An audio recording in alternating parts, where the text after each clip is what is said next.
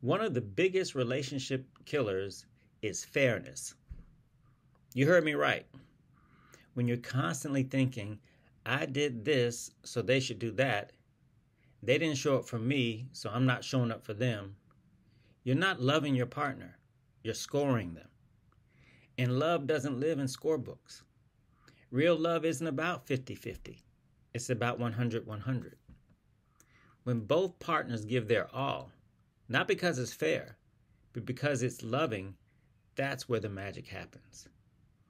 Fairness is the language of contracts. Love is the language of connection. So if you're tired of feeling distant, if you want more peace, more empathy, more intimacy, it's time to stop keeping score and start keeping heart. Click the link below to book your free consultation. Let me help you build a relationship where love, not fairness, is the goal.